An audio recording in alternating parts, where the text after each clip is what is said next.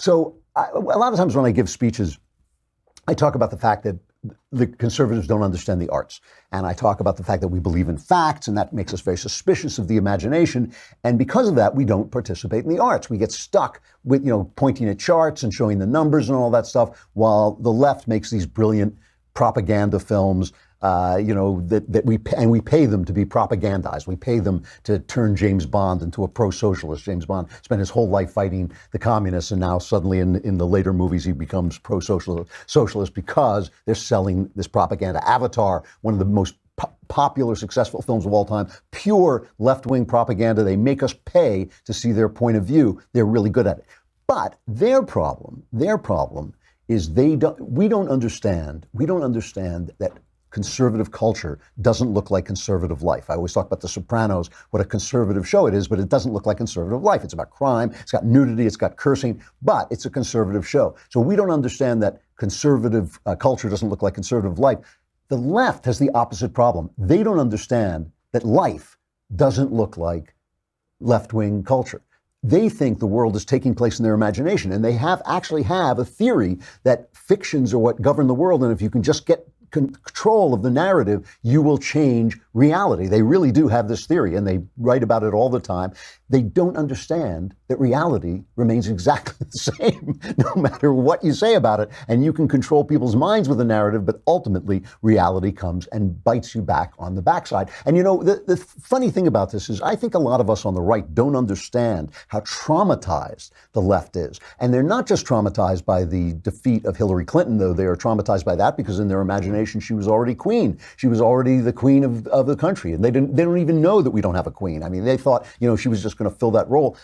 But they are traumatized by the fact that they created Barack Obama in their imagination as a savior. They sold him to us as a savior. They told us that this is it. If you don't like this man, the only possible reason must be because you're racist. That's the only possible reason. And he failed. He failed. He did a bad job with the economy. He did a bad job with the Middle East. He did a bad job around the world. The only thing he did was save us from global warming with a treaty that means absolutely nothing. I mean, that was Obama. He did things in his imagination, like, oh yes, now we're saved from global warming. The oceans will recede and won't take over, Palm Springs.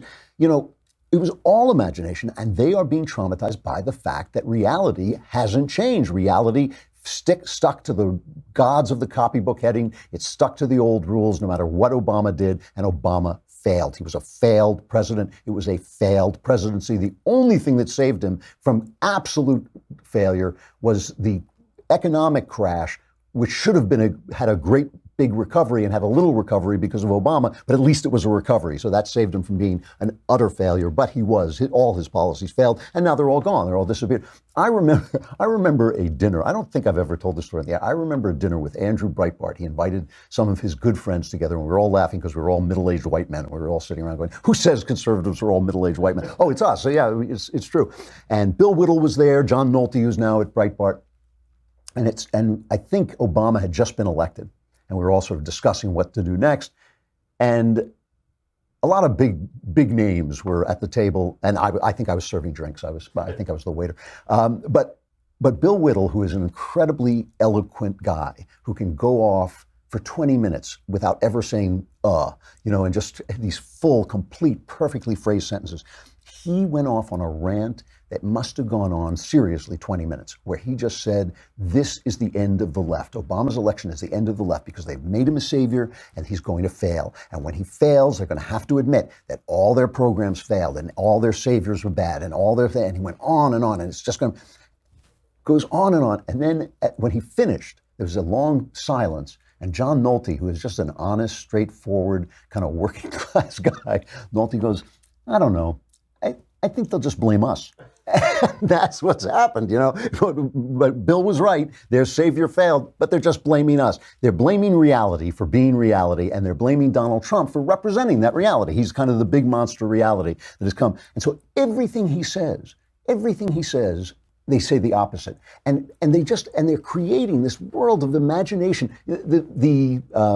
The elections yesterday, the primaries and all this, they had a close run. They almost got this seat in Ohio that they wanted desperately. They lost it.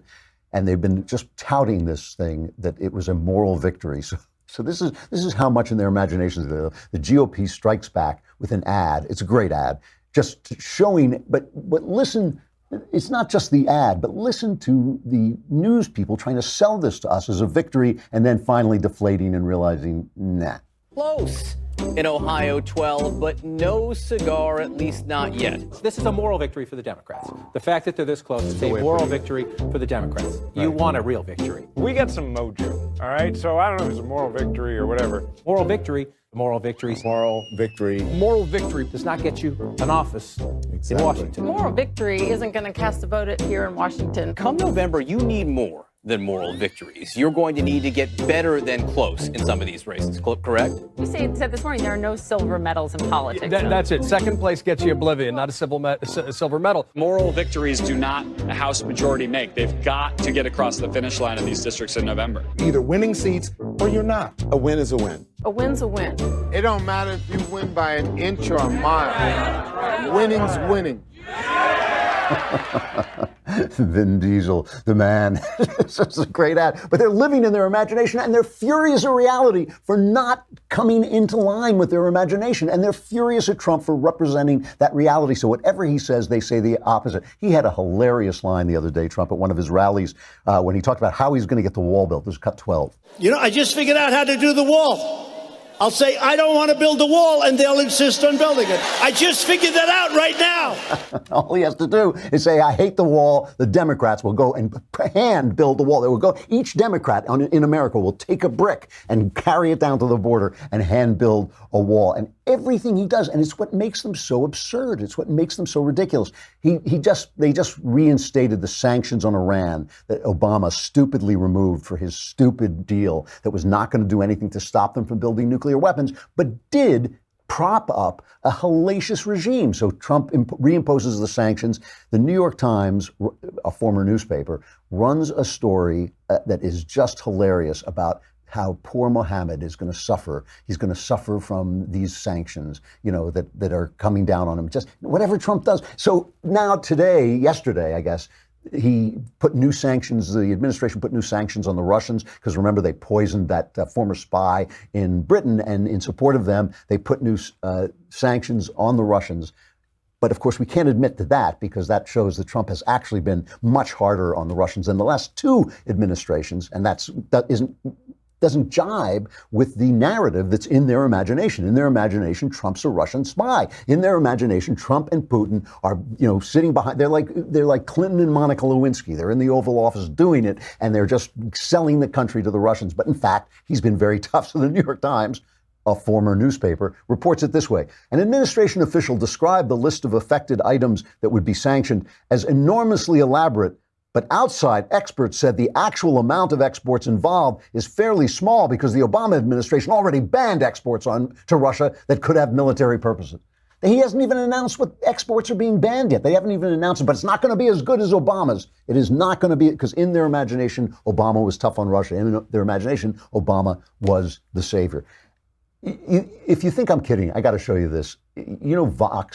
Vox is this very, very left-wing website, and ProPublica, which won the Pulitzer Prize, touts itself as an investigative website, but it was formed by Democrats. It's pro-Democrat, it's pro-left. So Trump is always hitting against MS-13, right? The gangs that have come up. The gangs were formed. There was a revolution in the 70s, I guess it was, in Central America. And all these guys from Central America, from El Salvador, the Honduras, other Central American countries, came up to America as illegal immigrants. And when they were here, they started to form this vicious gang, MS-13.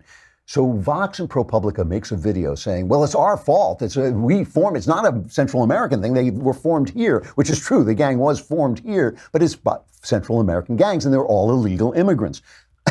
So they start telling us, this is truly, the FBI says this is the most brutal gang in America. These are guys, they love their machetes. They want to cut children to pieces. They do all this horrible, horrible stuff. Here, so help me, I am not making this up. This looks like something that Jay did in the back room, But this is ProPublica and Vox telling us, Trump is demonizing these guys, but they're not that bad. I've been reporting on Long Island for a year, and the MS-13 that I'm seeing on the ground there has almost nothing in common with the MS-13 as portrayed by the government. For one, the Trump administration presents MS-13 as a drug cartel. The drug smugglers and the vile criminal cartels like MS-13. But that's not really the case. MS-13 is not really involved with the international drug trade. The MS-13 members that I've been following are working after-school jobs. They're living with their parents. They get around Long Island on bicycles because they can't afford cars. It's not the kind of gang that you really get any money from. MS-13 isn't a highly organized criminal group. It doesn't have a central leader or global ambitions. But it's been classified as a transnational criminal organization. The Obama-era Treasury Department put the group on a list of sanctioned organizations with groups like the Mexican Zetas and the Japanese Yakuza. But the organization doesn't have that kind of sophistication to really play with the major player. These poor kids have to work 2 jobs to buy a machete. You know, you can't afford a machete unless you have 2 jobs. And when do they find time to go cut children to pieces? You know, when you have 2 jobs, it's tough. You got to wait till Saturday to cut, the opposing gang member to pieces. It's sad. It's a sad. I mean, anything Trump says, Trump is reality, and they are living in their imagination, and they are so angry at reality and so angry at Trump that anything he says, and this is, you wonder why show business hates Donald Trump, because they're in the business of the imagination. They're in the business of the imagination where, Alexandria Google Eyes Cortez has policies that work. We can afford her policies because they all make sense in the world of the imagination. So they're thrilled. Rosie O'Donnell, unbelievable. I remember when they first started having rock videos on TV. There was a station called VH1, I think it was called. It may still be on. And one of the VJs was Rosie O'Donnell. And I used to watch her while I was on the elliptical machine. I would watch the rock videos as I was exercising. And there was this kind of black guy with glasses, and I thought he was really charming and really had a lot of talent. And I thought, boy, this Rosie O'Donnell has no talent. She is going nowhere. We'll never. And of course, the black guy ended up doing like frozen food commercials, and Rosie O'Donnell became a fairly major player. She is still a no talent, but she's outside. She's gathered the Broadway together because no right-winger wants to go see a Broadway play anymore, so they know they're not going to alienate anybody. And they're singing songs outside the White House to protest Donald Trump. They're going to do it until they leave. So here's her protest. We are so thrilled to finally be here at the Kremlin Annex on night 22. How many have been here every night? Let's hear it. And we're going to keep coming back until he's out.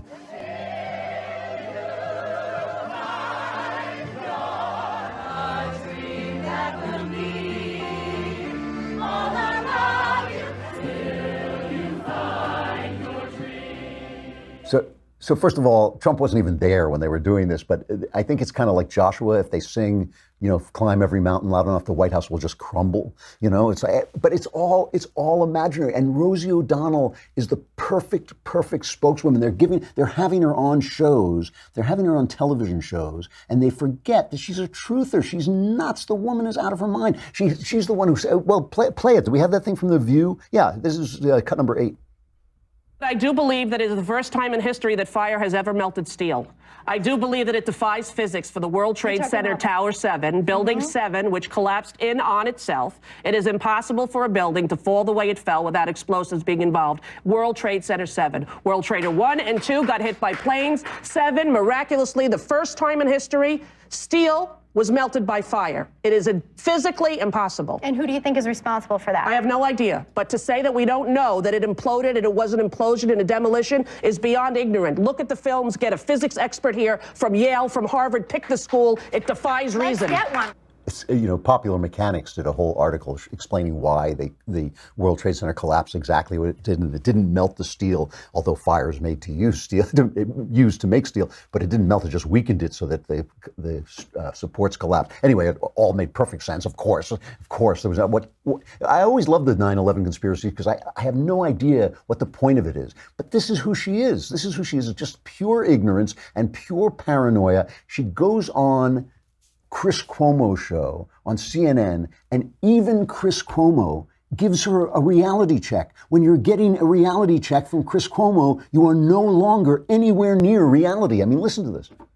He's not only bad because he's a liar, he's bad because he doesn't know how to inspire people or evoke that emotion in them of What about his truth and of rallies? knowing. And first of all, people are paid, Chris. You know that. People were paid since he went down on the escalator. He pays people to show up at right, those but rallies. I don't That know is a that fact. that's. But I don't know that that's why he gets tens of thousands at the rallies. I think he captures a lot of emotion for He doesn't get tens people. of thousands.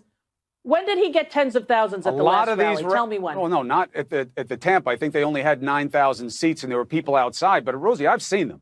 He gets big groups of people who come out. He gives themes that resonate, whether they're positive or not. Chris? That's up to other people to decide. Maybe But some Chris, are. I don't know. those I can't. people paid? I don't have the facts that his crowds are bought But you off. can I look don't have that. you can look at all the requests for extras to come and cheer and with signs for him. You can find those tangible pieces of evidence. Not only are the Trump supporters paid, but they're actually modeled out of the steel that was melted at the World Trade Center. They're completely phony. You know, because they live in their imaginations, because they think that if they don't tell us stuff, if they lie, reality itself will change. I want to end this with just talking about what I think is the biggest news story, or should be the biggest news story of the day, just for its pure sensationalism. The police on Friday raided a compound in New Mexico because they were looking for a missing kid, and they had gotten notes that this kid was in this compound. They raided this compound in New Mexico, found starving children who were being trained. These starving children were being trained to commit school shootings. It was training. I mean, is that not a big story? Is that not a big story? Here is CBS's report when they filed the court documents on this. I'll just give you the first minute, but trust me, it continues this way for 2.5 minutes. See if you can find the missing word in this story. And the missing word, when you find the missing word, you will know why this story is not being reported in a big way. We're going to begin tonight with new revelations about a mysterious compound in northern New Mexico. Nearly a dozen hungry children were found living in filthy conditions. 5 adults face child abuse charges, and court documents today now show one of them is under investigation for training children to commit school shootings. More on this now from Omar Villafranca. Handcuffed and in a jumpsuit, Siraj Wahaj made his first court appearance this afternoon in New Mexico. Wahaj was charged with 11 counts of child abuse, but court documents show he may have been planning something more sinister. A foster parent of one of the children alerted investigators that Wahaj had trained the child in the use of an assault rifle in preparation for future school shootings. Prosecutors revealed the information to make the case he should not be given bail. Wahaj, another man, and 3 women were arrested when deputies raided the complex last week. Find the missing word? Yeah, it's Islam. It's Islam. It was an Islamist compound, and that's why they're burying it. It took them days to mention it. I mean, even when they do mention it, they mention it deep in the story. By the end of the story, you can deduce that it was an Islamist compound, but they just leave it out because if they don't tell the story, the reality won't exist. And that is the major flaw on the left. That is their problem on the left. Their problem is reality.